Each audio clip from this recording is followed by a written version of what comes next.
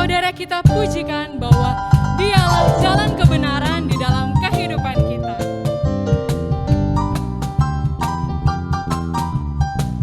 Dengan semangat kita pujikan. Aku jalan kebenaran dan jalan kehidupan, itu yang Yesus katakan. Aku percaya, amin, di dalam namanya ada keselamatan kekal. Aku jalan kebenaran dan jalan kehidupan, itu yang Yesus katakan. Aku percaya, amin, di dalam namanya ada keselamatan kekal. Glory, haleluya. Glory, haleluya. Glory, haleluya. Glory, haleluya. Glory, haleluya. Di dalam namanya ada keselamatan kekal. Aku jalan kebenaran dan jalan kehidupan, itu yang Yesus katakan. Aku percaya, amin, di dalam namanya ada keselamatan kekal.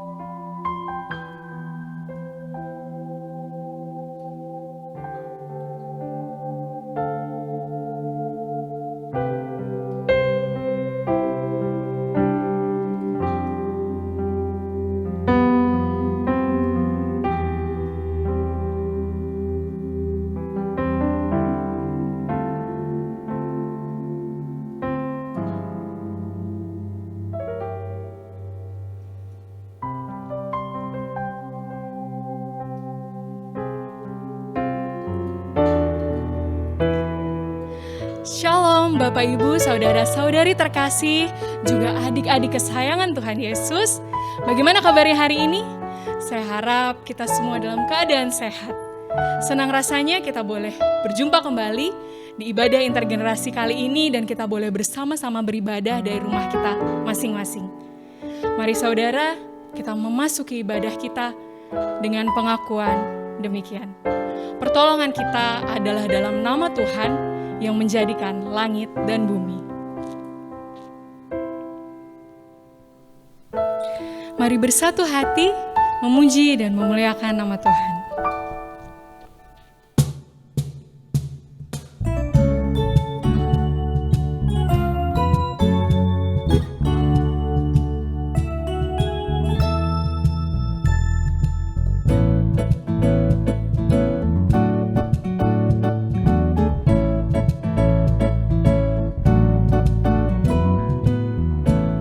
Bersatu dalam kasih, bersama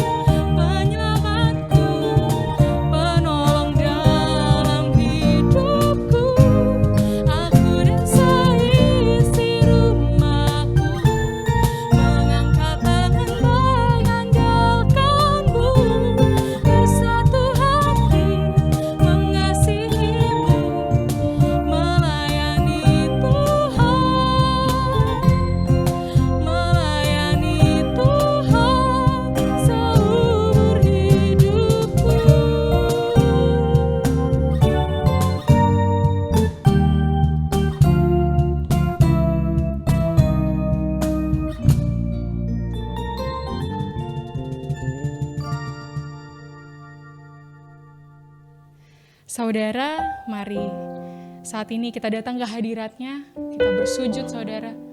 Kita sadari bahwa dalam keseharian kita tidak pernah terlepas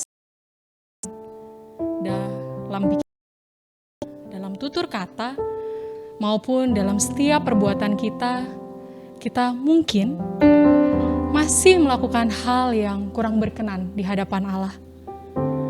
Untuk itu, mari kita datang kepada Sang Sumber Rahmat, kepada Sang Pengampun dengan mengakui dosa-dosa kita. Mari kita memohon pengampunan dari Allah yang akan memulihkan kita.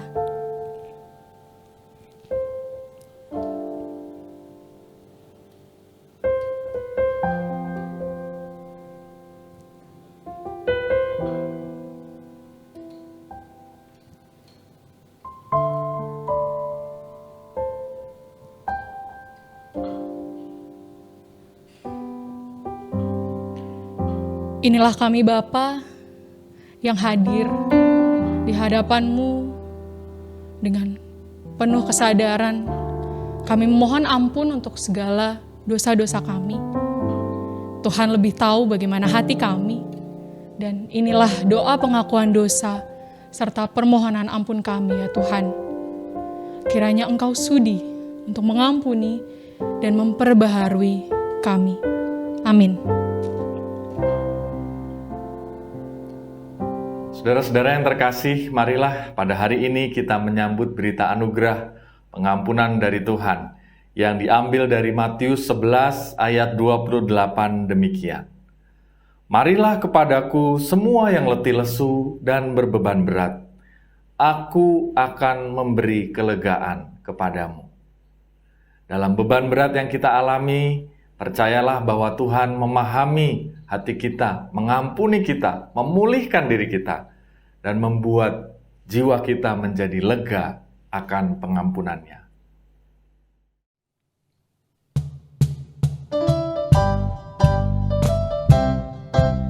Mari saudara kita pujikan bahwa Dialah jalan kebenaran di dalam kehidupan kita.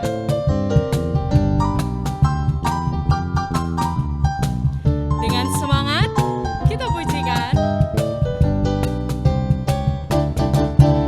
Aku jalan kebenaran dan jalan kehidupan, itu yang Yesus katakan. Aku percaya, amin, di dalam namanya ada keselamatan.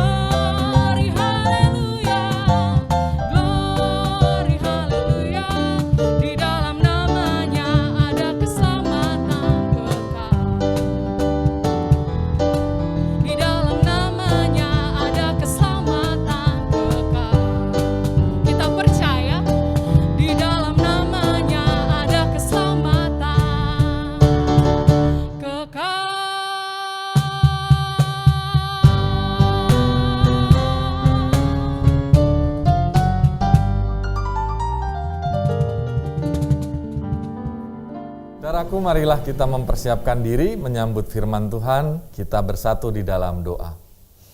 Kami mau menyambut firman-Mu dengan sukacita, dan biarlah hari-hari yang Tuhan perkenankan menjadi hari-hari yang membawa berkat bagi negeri ini, bagi keluarga kami, dimanapun kami berada. Dan berkati supaya ketika firman-Mu dibagikan di tengah-tengah kami dapat memahaminya di dalam pimpinan Roh Kudus Tuhan yang menolong kami untuk memahami, untuk melakukan firman itu sesuai dengan kehendak-Mu. Kami buka seluruh hidup kami di hadapan Tuhan dengan sukacita, ubahlah kami seturut dengan kehendak-Mu, dan pakailah kami untuk pekerjaan-Mu. Dalam Kristus kami berdoa dan bersyukur. Amin. Kitab Kejadian pasal 25 ayat 19 sampai dengan 28. Kitab Kejadian pasal 25 ayat 19 sampai dengan 28. Inilah riwayat keturunan Ishak, anak Abraham. Abraham memperanakan Ishak, dan Ishak berumur 40 tahun ketika Ribka, anak Betuel, orang Aram dari Padan Aram, saudara perempuan Laban, orang Aram itu, diambilnya menjadi istrinya. Berdoalah Ishak kepada Tuhan untuk istrinya, sebab istrinya itu mandul. Tuhan mengabulkan doanya, sehingga Ribka, istrinya itu, mengandung. Tetapi anak-anaknya bertolak-tolakan di dalam rahimnya, dan ia berkata, "Jika demikian halnya, mengapa aku hidup?" Dan ia pergi meminta petunjuk kepada Tuhan. Firman Tuhan kepadanya, "Dua bangsa ada dalam kandunganmu, dan dua suku bangsa akan berpencar dari dalam rahimmu. Suku bangsa yang satu akan lebih kuat dari yang lain, dan anak yang tua akan menjadi hamba kepada anak yang muda." Setelah genap harinya untuk bersalin, memang anak kembar yang di dalam kandungannya. Keluarlah yang pertama, warnanya merah, seluruh tubuhnya seperti jubah berbulu. Sebab itu ia dinamai Esau. Sesudah itu keluarlah adiknya, tangannya memegang tumit Esau. Sebab itu ia dinamai Yakub. Ishak berumur 60 tahun pada waktu mereka lahir. Lalu bertambah besarlah kedua anak itu. Esau menjadi seorang yang pandai berburu, seorang yang suka tinggal di padang. Tetapi Yakub adalah seorang yang tenang, yang suka tinggal di kemah. Ishak sayang kepada Esau, sebab ia suka makan daging buruan. Tetapi Ribka kasih kepada Yakub. Demikianlah sabda Tuhan. Saudara-saudara yang terkasih, di sosial media kita sering melihat foto-foto indah tentang keluarga, baik yang kita unggah ataupun yang diunggah oleh kerabat-kerabat kita. Kita bisa melihat bahwa ada banyak citra-citra yang begitu menarik dalam hidup berkeluarga. Dalam puji-pujian Kristen kita juga seringkali menyanyikan pujian tentang keluarga. Misalnya dalam PKJ 289, keluarga hidup indah, dan seterusnya.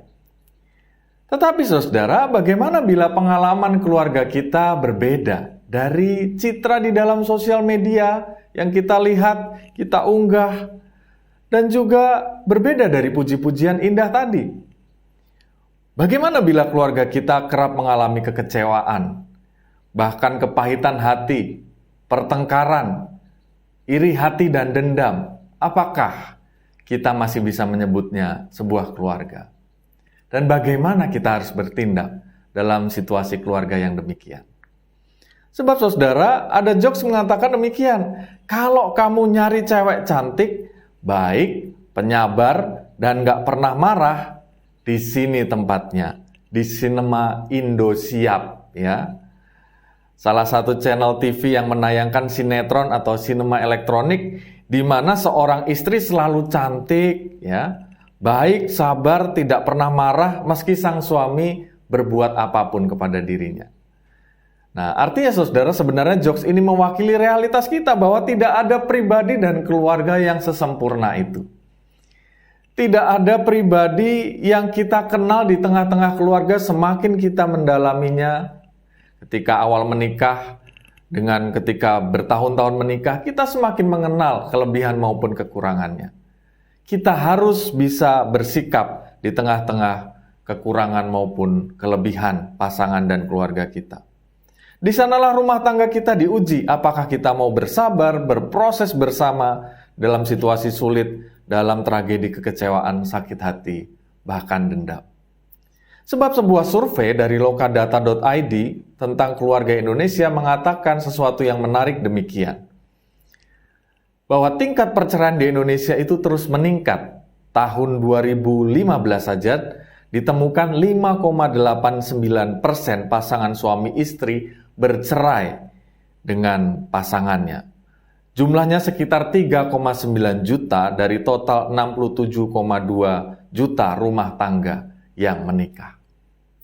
Pada tahun 2020, presentasi perceraian naik dari 5,89% tadi menjadi 6,4% atau sekitar 72,9 juta rumah tangga. Di dalamnya itu ada 4,7 juta pasangan yang sudah bercerai.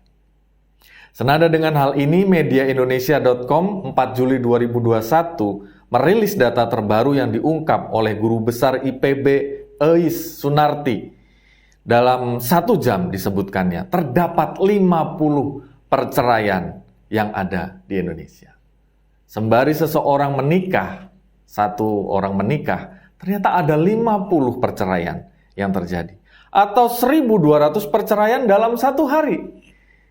Sebuah data yang mengejutkan kita, angka yang luar biasa ditambah. Disebutkan bahwa di kota tertentu angka perceraian ini meningkat 2 kali lipat lebih dibandingkan sebelum pandemi.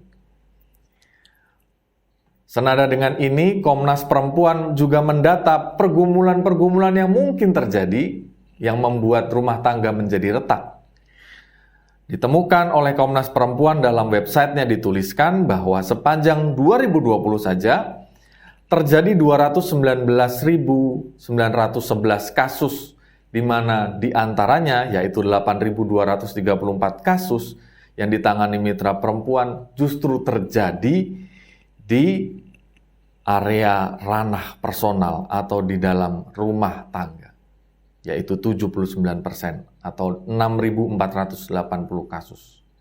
Di mana di dalam kasus tersebut 50% dilakukan terhadap istri, 15% dilakukan terhadap anak perempuan. Nah, saudara, menjadi permenungan bagi kita, bagaimana jika kita mengalami hal-hal yang demikian? Dan inilah realitas negeri kita. Inilah realitas dari keluarga-keluarga di Indonesia. Dan bagaimana jika kita mengalami hal yang demikian di tengah keluarga kita? Nah, saudara, kita bersyukur pada hari ini kita belajar dari satu keluarga Alkitab yang luar biasa. Sebab kita melihat keluarga Kristiani atau keluarga umat pilihan Tuhan ini yang juga mengalami pergumulan seperti yang kita bayangkan dalam kehidupan saat ini. Mereka mengalami yang dinamakan toxic family relationship atau relasi tidak sehat yang saling menyakiti di tengah keluarga. Hal ini terjadi ketika keluarga Ishak dan juga Ribka memperanakkan Esau dan Yakub sebagai anak kembar. Rupa-rupanya mereka ini anak kembar yang sama sekali berbeda satu dengan yang lain. Yang satu Esau dilahirkan berwarna kemerah-merahan kulitnya, seluruh tubuhnya penuh dengan bulu, seperti jubah yang berbulu. Dia pandai berburu, dia pandai menghidangkan makanan daging untuk keluarganya. Tetapi Yakub berkulit bersih. Seorang yang tenang, suka tinggal di rumah, bukan tinggal di padang seperti Esau. Suka membantu ibunya memasak. Dengan demikian, dua kepribadian ini terbagi menjadi dua kasih orang tua yang berbeda juga kepada mereka. Sang ayah sayang kepada Esau, sebab Esau menghidangkan makanan-makanan daging yang diharapkan oleh sang ayah. Sementara Ribka sang ibu sayang kepada Yakub yang sehari-hari bersama dengan dia di rumah. Nah saudara, karena keistimewaan orang tua yang terbelah ini ternyata akhirnya menjadi perpecahan di tengah-tengah keluarga. Cinta kasih yang terbelah sesuai selera masing-masing membuat akhirnya memecah belah keluarga ini.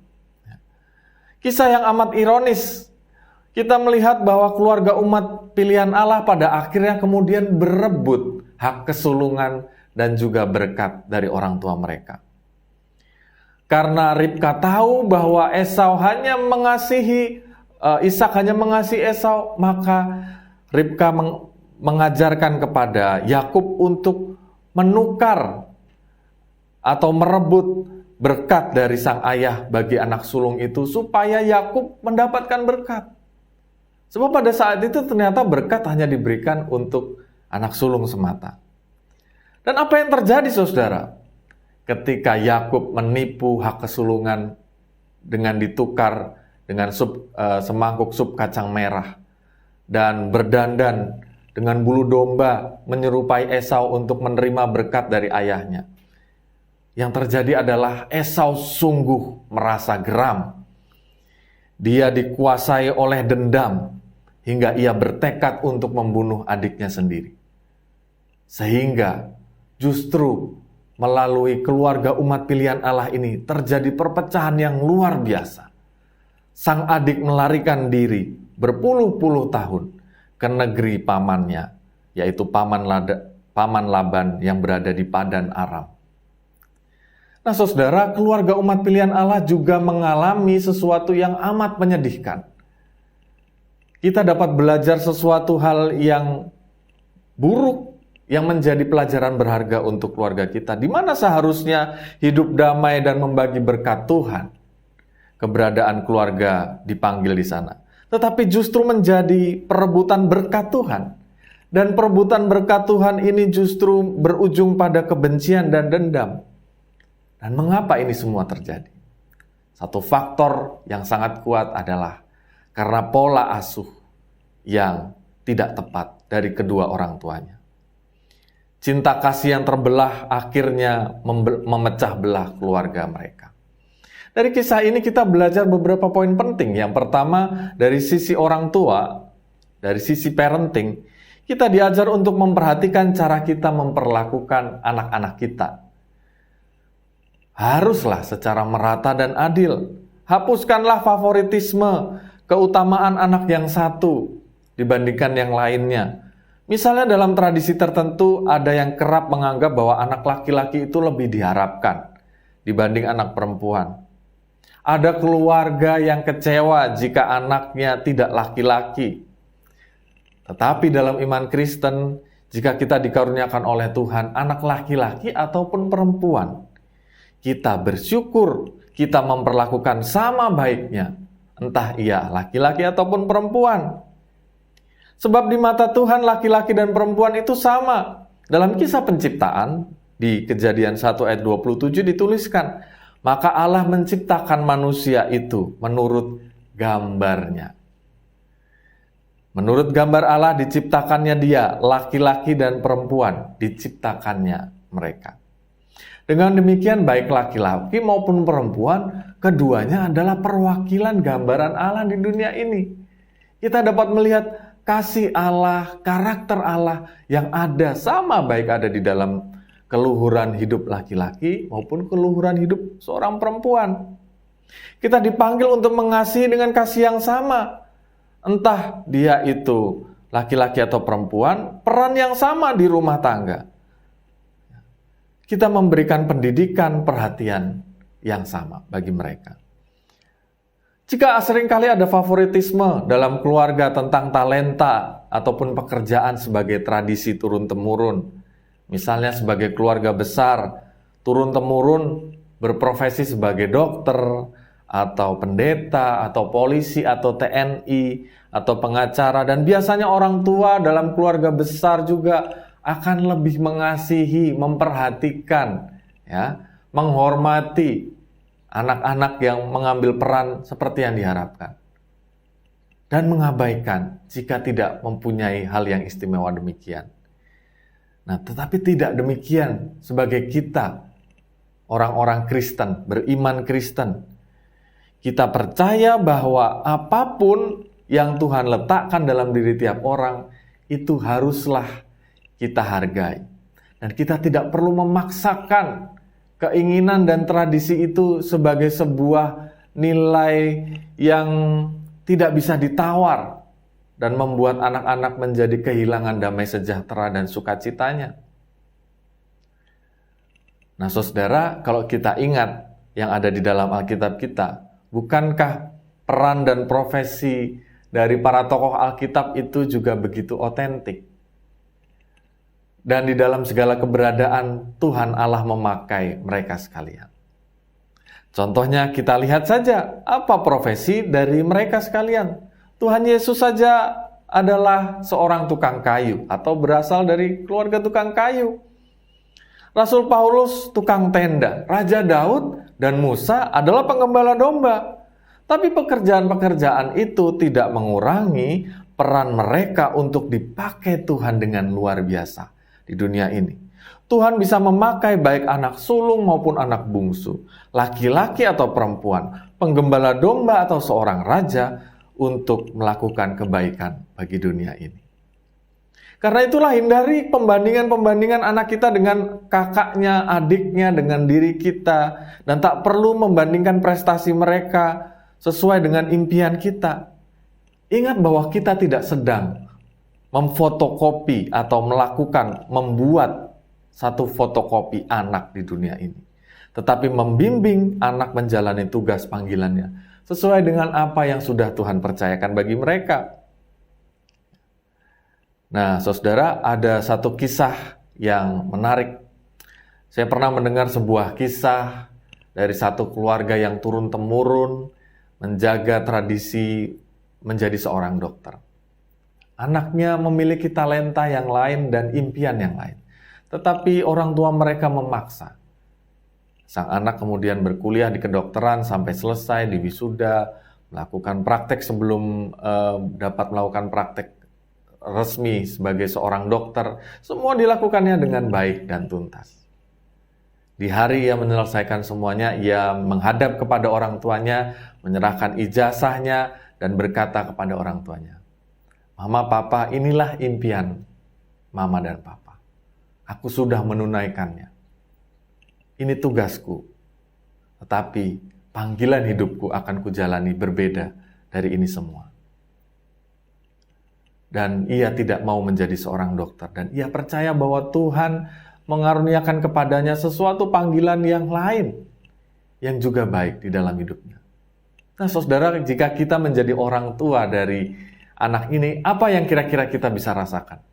Tentu kita merasakan sedih, kita merasa malu. Mengapa kita memaksakan diri? Sedangkan itu ternyata tidak menjadi berkat, itu menjadi sebuah beban. Itu menjadi sesuatu hal yang justru mengingkari panggilan Tuhan di dalam diri anak-anak yang Tuhan titipkan. Sebab Tuhan menginginkan setiap orang bukan menjadi be the best of the best, menjadi yang terbaik dari yang terbaik, sehingga sesama anggota keluarga bisa bersaing berebut berkat, seperti Esau dan Yakub berebut perhatian dari orang tua untuk diakui. Tetapi yang Tuhan inginkan adalah be the best of ourselves, be the best of us, menjadi yang terbaik dalam diri kita sendiri, sesuai dengan panggilan Tuhan dan bagaimana Tuhan menciptakan tiap-tiap orang. Karena itu jadikanlah anak cucu kita seorang manusia seutuhnya, seperti yang Tuhan letakkan pada hati mereka, pada talenta mereka, sehingga keluarga kita bersukacita dan sembuh dari toxic family relationship, dari relasi yang penuh dengan racun, ya, yang penuh dengan sakit hati. Nah saudara, yang kedua kita belajar dari Esau dan Yakub untuk menjadi keluarga yang mau rendah hati memaafkan satu dengan yang lain. Kisah perseteruan keluarga ini berakhir begitu indah dan melegakan ketika akhirnya sang kakak Esau yang dilukai oleh adiknya ini memutuskan untuk berinisiatif menemui adiknya. Dalam Kejadian 33 diceritakan setelah puluhan tahun tidak bertemu, Yakub takut kepada Esau. Ketika tahu bahwa Esau akan datang, maka ia mengirimkan harta benda, budak dan ternaknya untuk membuat hati Esau menjadi reda akan amarah. Yakub juga sujud 7 kali di depan Esau. Tetapi apa yang dilakukan Esau ketika mereka bertemu kembali? Dikatakan dalam Kejadian 33 ayat yang keempat, demikian. Tetapi Esau berlari mendapatkan Yakub, mendekap Yakub, memeluk lehernya, mencium Yakub, lalu bertangis-tangisanlah mereka.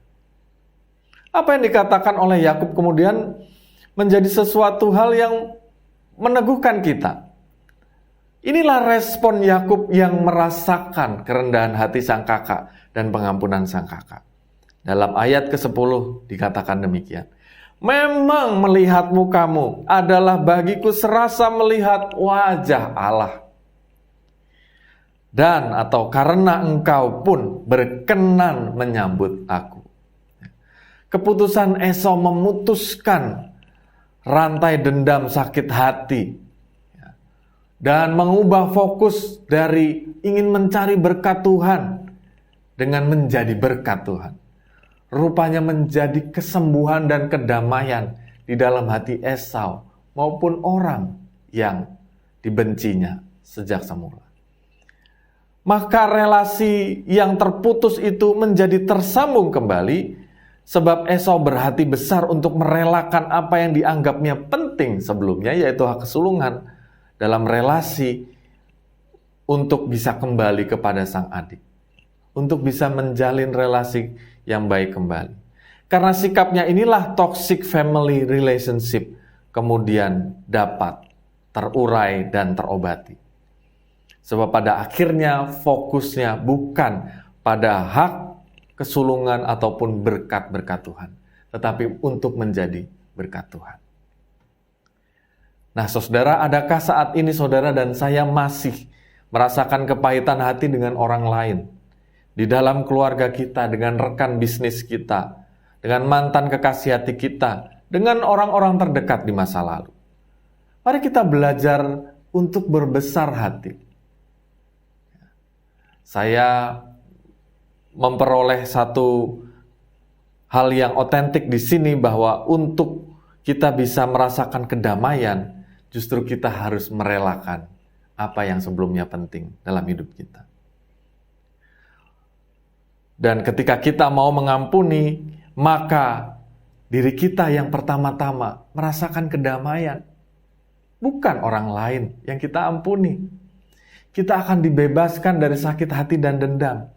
Dan bahkan dengan sikap yang bijaksana dan dewasa ini, maka orang lain akan melihat wajah Allah di dalam diri kita. Maukah kita menerimanya demikian? Dan terkait pengampunan ini, mari kita saksikan sharing dari Mary Riana berikut ini.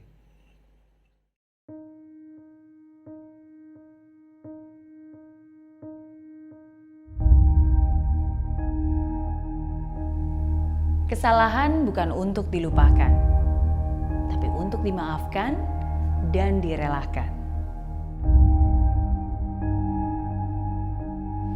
Maaf, sebuah kata sederhana namun sulit untuk diberikan. Jangankan diberikan, diucapkan saja sulit rasanya. Bagaimana mungkin saya bisa maafkan setelah apa yang sudah dia perbuat? Bagaimana mungkin saya bisa maafkan ketika bekas lukanya masih terasa sampai sekarang? Bagaimana mungkin saya bisa maafkan? Orang dianya aja nggak kapok kok. Masih terus aja begitu. Kesalahan yang sama terus diulangi, bahkan malah lebih menjadi-jadi. Sampai kapan dimaafkan? Memang tidak mudah untuk memaafkan. apalagi jika kesalahan yang dilakukan sungguh menyakitkan. Memang sedih rasanya, apalagi jika disakiti oleh orang yang kita cintai, dikhianati oleh orang yang kita percayai. Kadang mungkin kamu berpikir, enak aja dimaafkan, orang dia minta maaf aja juga enggak. Jangankan itu, kayaknya sadar bahwa salah aja juga enggak. Kadang memang menyebalkan sih, melihat orang yang salah terus-menerus berbuat salah dengan leluasa bahkan tanpa rasa bersalah. Kalau kamu berpikir seperti itu, berarti kamu fokus pada hal yang salah. Maaf itu gunanya sebenarnya bukan untuk mereka, tapi terlebih untuk kamu. Berikanlah maafmu bukan karena mereka layak mendapatkannya, tapi karena kamu layak mendapatkan ketenangan, kedamaian, kebahagiaan. Ketika kamu sulit untuk bisa bertoleransi, ingatlah bahwa orang-orang pun bertoleransi denganmu. Ketika kamu sulit untuk bisa memaafkan, ingatlah bahwa kamu pun pernah dimaafkan. Ketika kamu sulit untuk bisa mengerti, ingatlah bahwa kamu pun pernah dimengerti. Dan semoga di saat itu kamu pun sadar bahwa tidak ada satu manusia pun di dunia ini yang sempurna. Kesalahan terjadi oleh kamu, dia, mereka, kita semua. Ada yang baik dan buruk dari setiap manusia, dan itu fakta. Sebaik-baiknya manusia, dia bukan malaikat. Dan seburuk-buruknya manusia, pasti dia masih punya hati juga. Fokus dengan hal yang baik. Dan jika ada hal yang buruk, cobalah untuk bisa menyikapinya dengan lebih baik. Komunikasi, klarifikasi, mencoba untuk mengerti, mencoba untuk memahami. Kalaupun tidak bisa, kalaupun dia tidak berubah, it's okay. Setidaknya kamu sudah mencoba. Lakukan apa yang menjadi bagianmu, sisanya biarlah Tuhan yang akan bekerja. Ingin sih memaafkan, tapi rasanya sulit sekali, susah banget karena masih teringat terus dan gak bisa lupa. Kalau itu yang kamu rasakan, semoga apa yang saya katakan ini bisa membantu kamu.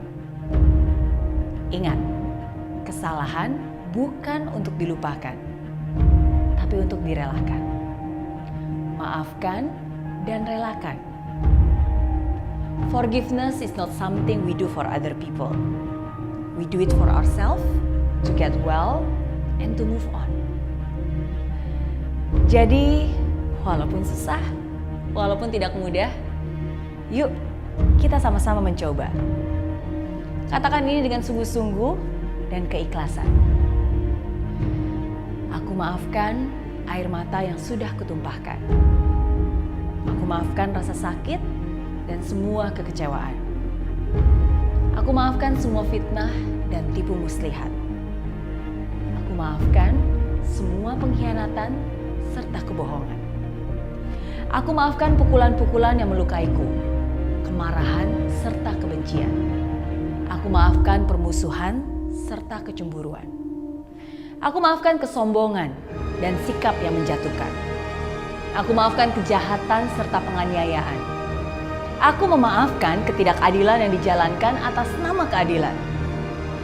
Aku maafkan kepura-puraan dan kemunafikan. Aku maafkan dunia dan semua kejahatannya.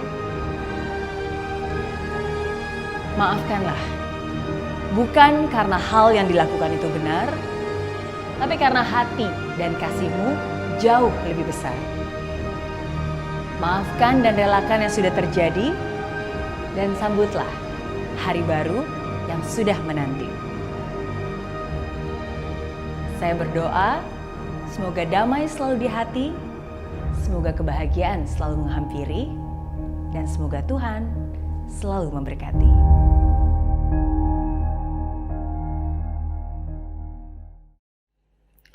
Saudaraku, marilah Kita menjadi orang tua yang baik, menjadi manusia yang penuh dengan cinta kasih dan sikap memaafkan. Pengampunan pertama-tama bukan menolong orang yang kita ampuni, tetapi menolong dan memberkati hati kita penuh dengan kedamaian. Dan yang kemudian akan membuat orang lain yang diampuni melihat wajah Allah melalui sikap hidup kita.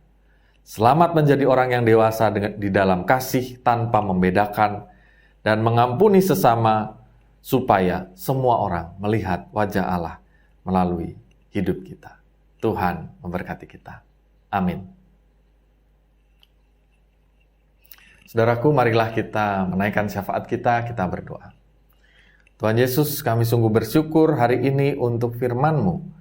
Kami belajar untuk menjadi keluarga yang dapat saling menyembuhkan.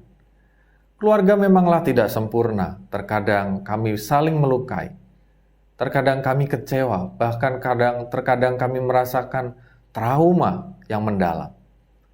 Tetapi ya Tuhan, biarlah Tuhan memberi kesempatan kepada kami untuk memperbaiki semuanya. Bila ada di tengah keluarga kami kebencian dan dendam, jadikanlah kami duta bagi Injil Tuhan, duta kebenaran, duta cinta kasih dan pengampunan. Sehingga melalui inisiatif kami yang mau mengampuni, keluarga kami pun dapat dipulihkan. Dan hidup yang ada di dalam damai sejahtera Allah dapat kami rasakan. Berkatilah ya Tuhan, jika di tengah-tengah kehidupan keluarga kami harus menjadi inisiator untuk mengabarkan cinta kasih dan pengampunan. Supaya itu semua menjadi berkat dan orang lain melihat wajah Allah melalui sikap hidup kami. Dan berkatilah ya Tuhan, supaya kami juga menjadi orang dewasa, orang tua yang baik bagi anak-anak kami. Menjadi orang tua yang tidak membedakan anak-anak apapun gender mereka, entah laki-laki atau perempuan, entah anak sulung, anak tengah ataupun anak bungsu. Entah mereka berprofesi seperti apa yang kami harapkan, seperti tradisi besar keluarga, ataupun seperti panggilan yang otentik, yang berbeda dari yang kami harapkan. Tetapi itu semua menjawab panggilan Tuhan dalam hidup mereka. Tuhan, kami berdoa supaya di tengah-tengah perayaan bulan keluarga ini, keluarga kami semakin bertumbuh di dalam iman bersama dengan Kristus Tuhan, dan biarlah kami dapat sungguh-sungguh belajar minggu demi minggu untuk terus bertumbuh seturut dengan kehendak-Mu. Pada saat ini kami berdoa juga untuk negeri kami. Biarlah Tuhan berkati supaya semakin kuat untuk dapat mengatasi pandemi COVID-19. Berkati para pemimpin kami dan berkati percepatan vaksin supaya itu semua menjadi cara Tuhan untuk menolong bangsa kami bahkan dunia ini. Kami berdoa juga untuk gereja-Mu. Berkatilah supaya gereja-Mu terus dapat melayani dalam tugas panggilannya di dunia ini. Kami serahkan seluruh kehidupan gereja kami, negeri kami, keluarga kami di dalam pimpinan tangan Tuhan yang mengasihi kami. Di dalam Kristus, Tuhan Juru Selamat kami yang hidup, kami berdoa dan mengucap syukur. Amin. Bapak Ibu terkasih, mari kita memperbarui pengakuan iman percaya kita dengan menyanyikan dari Kidung Jemaat 280, Aku Percaya.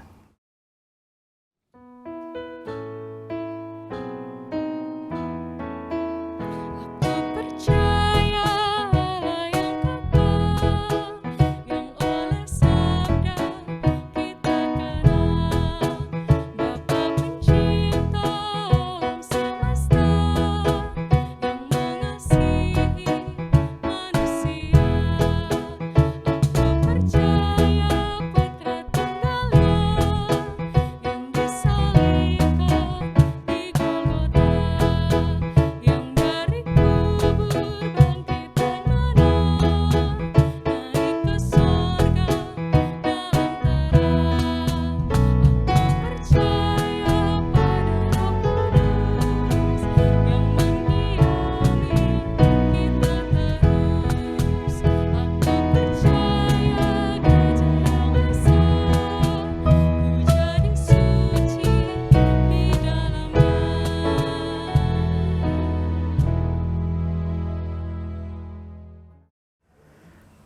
Bapak Ibu yang terkasih, mari bersama-sama kita membawa persembahan syukur kita kepada Tuhan.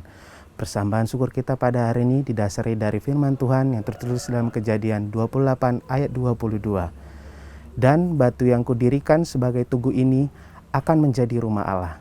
Dari segala sesuatu yang engkau berikan kepadaku, akan selalu kupersembahkan 1/10 kepadamu. Mari kita bawa persembahan yang terbaik bagi Tuhan.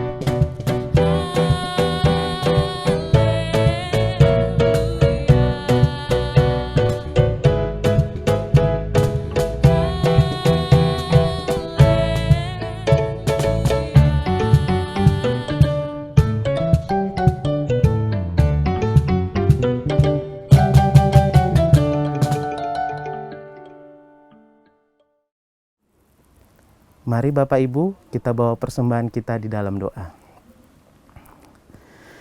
Bapa di dalam surga, terima kasih Bapa, pada hari ini kami datang kepadamu dengan ucapan syukur dengan sukacita, karena berkat yang telah Kau berikan kepada kami di dalam hidup kami. Sekarang kami memberikan sebagian berkat yang telah Kau berikan itu dalam bentuk persembahan kami. Berkatilah persembahan kami ini agar dapat menjadi persembahan yang kudus di hadapan-Mu. Berkatilah juga tangan-tangan yang mengelola persembahan ini agar persembahan ini dapat berguna bagi perluasan kerajaan-Mu di muka bumi. Ampunilah segala dosa kami Bapa bila di dalam memberikan persembahan ini terdapat pikiran ataupun perbuatan yang melukai hati-Mu. Kami berdoa di dalam nama anak-Mu Yesus Kristus, Tuhan dan Juru Selamat kami yang hidup. Amin. Mari kita kembali dalam kehidupan kita dan kita bersiap menerima berkat Tuhan.